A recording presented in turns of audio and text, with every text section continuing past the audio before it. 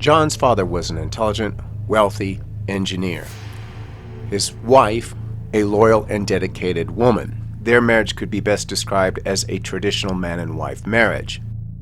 Not surprising, John's father had the tan aura and his mother had the blue aura, which represents both the traditional male aura and the traditional female aura. On the surface, they looked very much like the typical Christian family you would find in America. They belonged to one of the many local chapels within the community. However, what they did not realize is that this chapel had nothing to do with the religion they professed to be. As for Jane's family, Jane's father was a hard-working businessman, very successful. He graduated from an elite university within the United States. He carried the green-tan aura. His wife, the green aura, a perfect combination for success. And although neither one were interested in any kind of religion per se, they were both connected to elitism, which was part of the deep state, not realizing what that really meant. As for Jane and her 6 siblings, they only wanted to lead their lives as they saw fit. Unfortunately, things did not go as planned.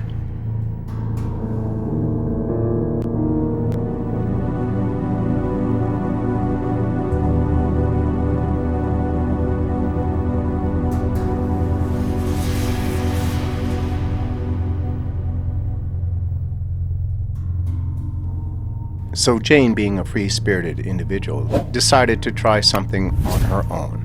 She went to one of the nightclubs where she saw mostly women hanging out and dancing. She did not tell her friends, and she did not tell John anything. Within the club, she was approached by several people.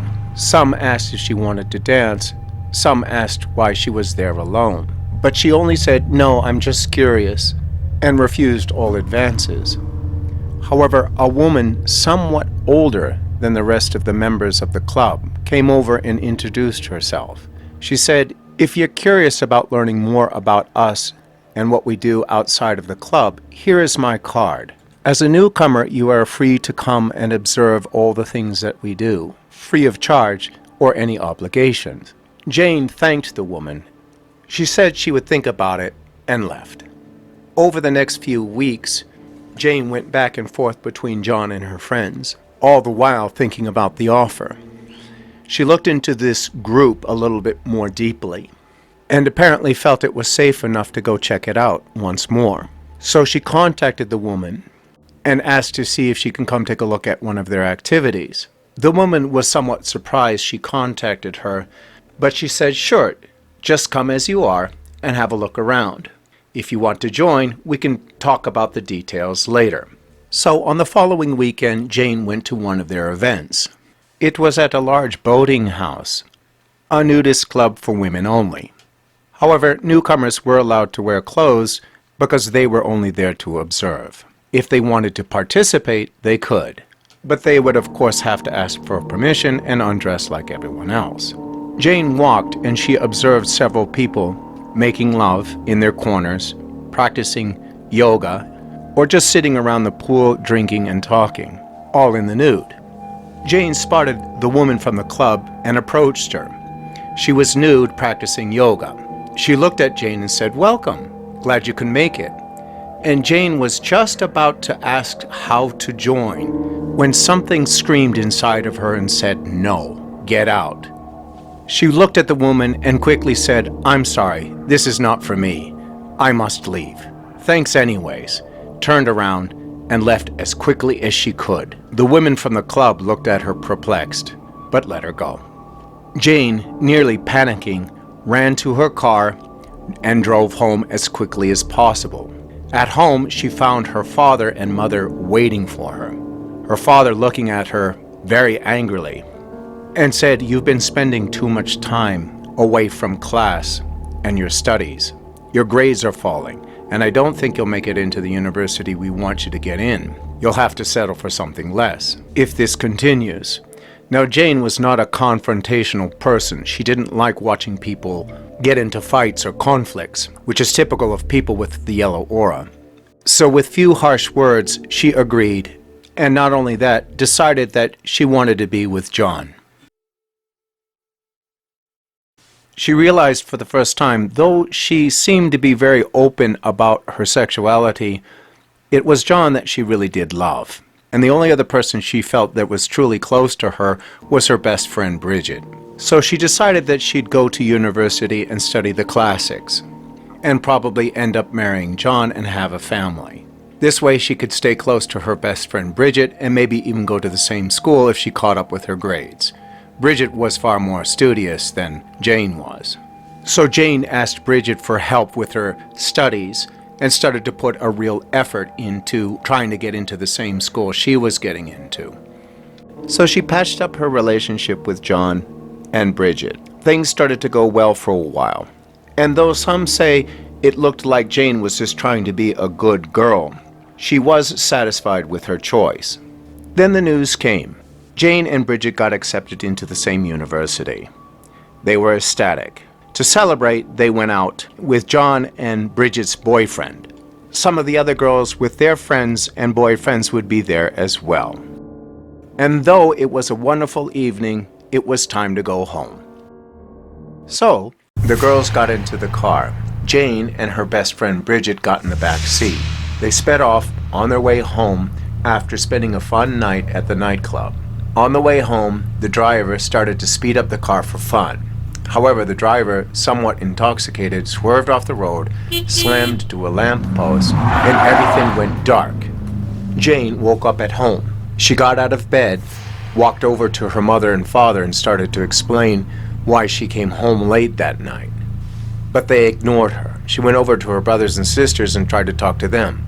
But nobody would face her and have a conversation with her. She was confused. She started to get scared. The next moment she walked into a room filled with people, some she knew, some she didn't know. They were all sitting and talking, drinking and eating. She tried to talk to them, but nobody would answer. Nobody would face her. Nobody noticed that she was there. She panicked. She turned around, and the next moment they were all gone. The house was empty. Then once again, all went dark. Jane woke up again. This time, she was surrounded by her ancestors. They were furious. Now, among Jane's ancestors, Jane was probably one of the weakest, though they loved her very much. They were not pleased with what just happened. However, it wasn't Jane that they were so angry at.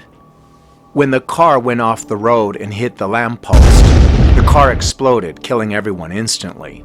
Jane was left to linger in the house a bit in order to see what was going on and sort of say goodbye to those who were left behind. It took a bit for her to realize that she was dead, but once she understood, the ancestors pulled her out. She looked about, she saw people she knew, and some that were so ancient, so far into her Celtic history, they vibrated something very different than she ever could have imagined a human would vibrate. She then saw John and Jane, smiling, both in angel form. Jane was still a little bit confused, so one of the elders quipped, "I guess we're not in Kansas anymore." Everyone laughed, and immediately everybody shifted their form to something of the Wizard of Oz, albeit with a Celtic flair. Then they all gave her a big hug and said, "Welcome home." The elder of the group looked at Jane and said, "Don't worry, we have another life waiting for you. But first we have to show you what went wrong." And Jane noticed that both Bridget and John were smiling and not far behind. She was just about to ask what happened to Bridget's boyfriend, when the elder, reading her mind, simply replied, "I'm sorry, but he went the other way." Jane realized she didn't know much about him, but he was the driver of the car. And not only was he intoxicated, but he was probably on drugs as well. So the elder separated Jane from the rest of the group, but brought Bridget and John along with him. And he said, although Bridget and John belong to a different group of ancestors, these two are your soulmates and will be with you in your next life. This time we will role-play a game that is a little bit more on our side, and you'll see what I mean by that very shortly. And with that, they passed through overly done pearly gates and moved on to the next realm. In part 3, the elder explains to John Jane and Bridget, what went wrong?